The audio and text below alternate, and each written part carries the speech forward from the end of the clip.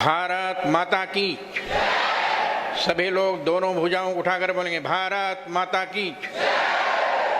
पंजा नहीं दिखाई दे। बजरंग बली की गदा बनाइए, मुट्ठी बांधिए। भारत माता की, भारत माता की, गौ माता की, गंगा माता की, गोरक्षनाथ भगवान की, गोरक्षनाथ भगवान की, पूज्य महंत दिग्विजयनाथ जी महाराज की, पूज्य महंत अवैधनाथ जी महाराज की, श्री राम जन्मभूमि की, श्री कृष्ण जन्मभूमि की, काशी विश्वनाथ भगवान की। हर हर महादेव। ओम नमः परमहंसास्वादित चरणकमल चिन्मकरंदाय भक्तजनमानस निवासाय श्रीरामचंद्राय। परम सम्माननीय भारतीय संस्कृति साधना के प्रतीक, सद्धर्म संरक्षण विचक्षण वरेण्य, ज्योतिष पीठाधीश्वर भद्रिकाश्रम के पूज्य शंकराचार्य पूज्य स्वामी वासुदेवानंद सरस्वती जी महाराज, गोरक्ष पीठ के महंत और उत्तर प्रदेश के यशस्वी जनप्रिय लोकप्रिय मुख्यमंत्री योगी आदित्यनाथ जी महाराज, मंच पर विराजमान राजस्थान अलवर के सांसद श्री बालकनाथ जी महाराज, मंच पर विराजमान सभी पूज्य संतगण, उपस्थित महानुभावों, पत्रकार बंधुओं, आज एक बार पूरा हम सब लोग गोरक्ष पीठ के इस पावन प्रांगण में उपस्थित होकर भारत के ऐतिहासिक, सांस्कृतिक एवं आध्यात्मिक महंतद्वय, जिन्होंने भारत में भारत के लोगों को नई चेतना जागृत किया है, ऐसे पूज्य महंत दिग्विजयनाथ जी का वह दिन मुझे स्मरण आता है जब हमारे पूज्य गुरुदेव श्री अभिराम दास जी महाराज बताया करते थे कि जब सन 49 में राम जन्मभूमि पर रामलला रात को 12 बजे प्रकट हुए, उस समय भारत के प्रधानमंत्री पंडित जवाहरलाल नेहरू थे और उत्तर प्रदेश के मुख्यमंत्री गोविंद बल्लभ पंत थे। पंडित जवाहरलाल नेहरू ने गोविंद बल्लभ पंत उत्तर प्रदेश के मुख्यमंत्री को आदेश दिया, रामलला की मूर्ति कल हट जानी चाहिए। मैं याद दिलाना चाहता हूं, उस समय इसी गोरक्ष पीठ के पूज्य महंत दिग्विजयनाथ जी महाराज ने पंडित जवाहरलाल नेहरू को चैलेंज दिया था, ये तुम्हारी फोर्स में, तुम्हारी पुलिस में ताकत हो तो रामलला की मूर्ति को हटाकर देखो। और लगभग 1 लाख गोरखपुर के लोगों को ले जाकर राम जन्मभूमि को चारों ओर से घेर लिया था। किसी सरकार की हिम्मत नहीं पड़ी थी कि रामलला को राम जन्मभूमि से हटा दे। आज मैं याद दिलाना चाहता हूं, जब सन 84 में राम जानकी रथ निकला और पहली बैठक दिगंबर अखाड़ा में पूज्य महंत परमहंस रामचंद्र दास जी महाराज की अध्यक्षता में हुई, तब उस समय पूज्य महंत अवैधनाथ जी महाराज गोरखपुर से गए थे। अयोध्या के कई संत, कुछ हैं और कुछ चले गए, सब लोगों के बीच में अशोक सिंघल जी ने कहा था ये राम जन्मभूमि का आंदोलन है और मैं चाहता हूं कि राम जन्मभूमि पर भव्य मंदिर बनाने के लिए कोई अयोध्या का एक महंत खड़ा हो, जिसको मैं राम जन्मभूमि मुक्ति यज्ञ समिति का अध्यक्ष बनाना चाहता हूं। सबसे पूछा गया, कोई तैयार नहीं हुआ। कांग्रेस की सरकार थी, सबने कहा मेरा मंदिर कुर्क हो जाएगा, मैं जेल चला जाऊंगा।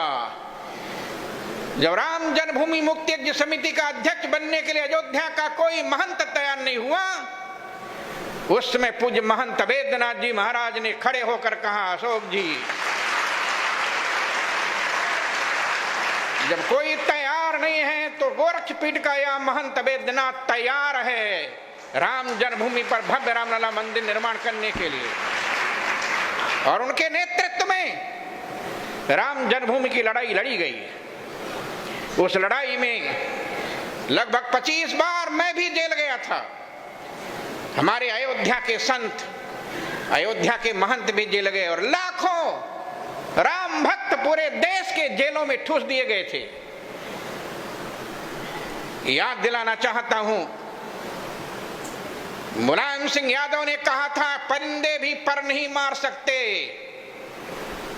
लेकिन उस समय श्री हनुमान जी महाराज स्वयं बस चलाकर राम जन्मभूमि पर जाकर रामलला के मंदिर पर ये ध्वज, केसरिया ध्वज लहरा दिया था। सब साक्षी। और याद दिलाना चाहता हूं, 2007 में एक बैठक हुई थी अयोध्या हिंदू धाम में, पूज्य महंत वैद्यनाथ जी महाराज की अध्यक्षता में। स्वामी वामदेव जी थे, पूज्य परमहंस जी थे, पूज्य नित्य गोपाल दास जी थे, स्वामी सत्यमित्रानंद गिरी जी थे, स्वामी परमानंद जी थे। और उस समय सभी संत लोग वहां आए हुए थे, हिंदू धाम में बैठक थी। उसमें योगी आदित्यनाथ गोरखपुर के सांसद बन चुके थे। अशोक सिंघल जी ने खड़े होकर कहा, महंत जी मैं कुछ ज्यादा नहीं बोलना चाहता, मैं कोई भविष्य वक्ता नहीं हूं, लेकिन मैं आज एक बात बता रहा हूं कि जिस दिन योगी आदित्यनाथ उत्तर प्रदेश के मुख्यमंत्री बनेंगे तभी राम जन्मभूमि का मंदिर बनना प्रारंभ होगा। ये अशोक सिंघल की बात उस दिन चरितार्थ हुई जब 9 नवंबर 2019 को सुप्रीम कोर्ट का आदेश हुआ, जहां रामलला विराजमान है वही राम की जन्मभूमि बननी चाहिए, और भारत सरकार एक नया ट्रस्ट बनाकर मंदिर का निर्माण प्रारंभ करे।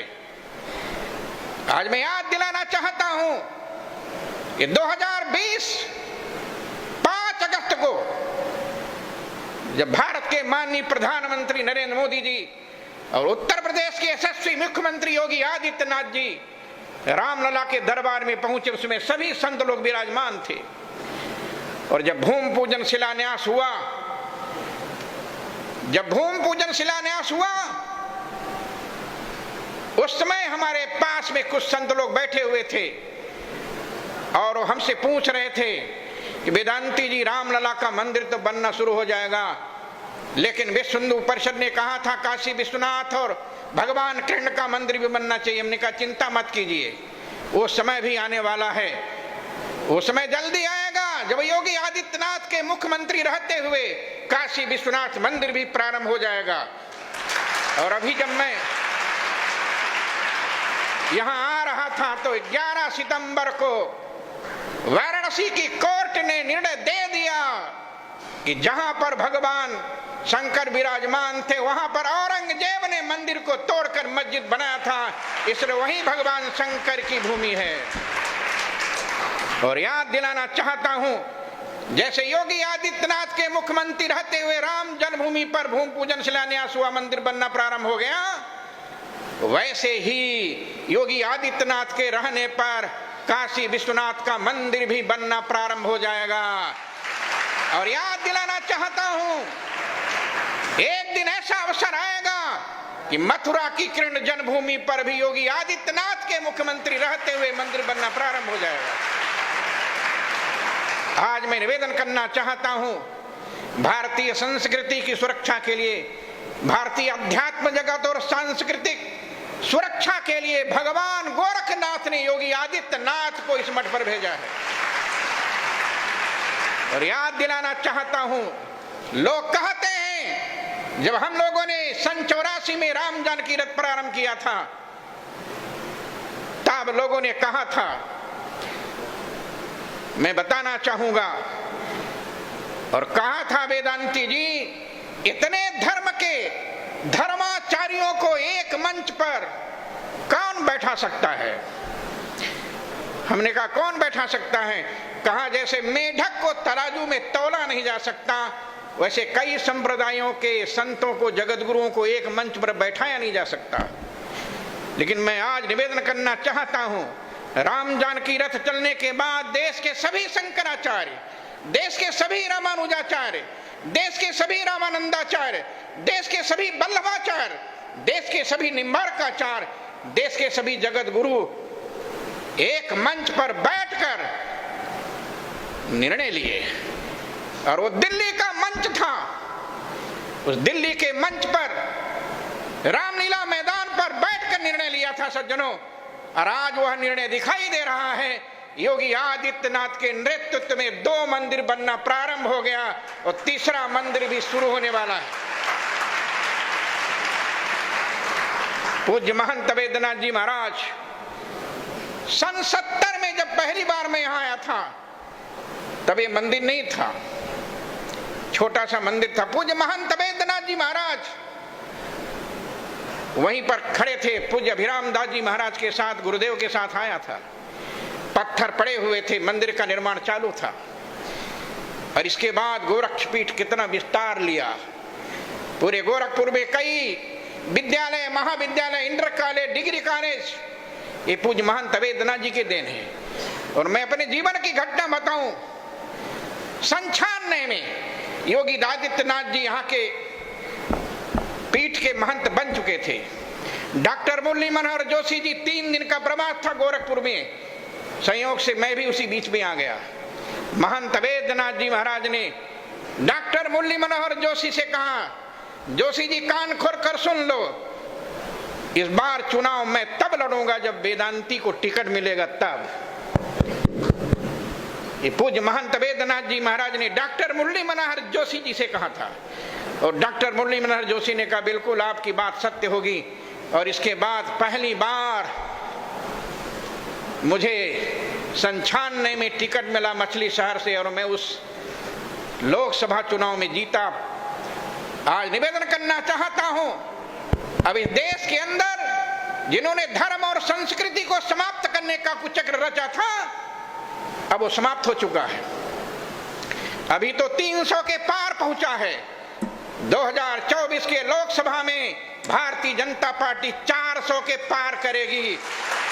और तब जब 400 के पार हो जाएगी, तब जिस दिन राम जन्मभूमि पर एक केसरिया ध्वज लहरा जाएगा, उसी दिन भारत के संविधान में भी हिंदू राष्ट्र घोषित हो जाएगा। जिसकी कल्पना महंत दिग्विजय नाथ जी ने और महंत वेद्यनाथ जी ने किया था, जिसकी कल्पना डॉक्टर हेडगेवार ने किया था, जिसकी कल्पना गुरु गोलवलकर जी ने किया था, जिसकी कल्पना अशोक सिंघल जी ने किया था, जिसकी कल्पना जगतगुरु शंकराचार्य पूज्य स्वामी शांतानंद सरस्वती ने किया था, वह कल्पना भी 2024 के बाद भारत को साकार रूप में दिखाई देगी। इसलिए आज इस उपलक्ष्य पर पूज्य महंत दिग्विजय नाथ जी महाराज एवं पूज्य महंत वेद्यनाथ जी महाराज के श्री चरणों में श्रद्धांजलि अर्पित करता हुआ वाणी विराम देता हूं। बहुत बहुत धन्यवाद। जय श्री राम, जय श्री राम।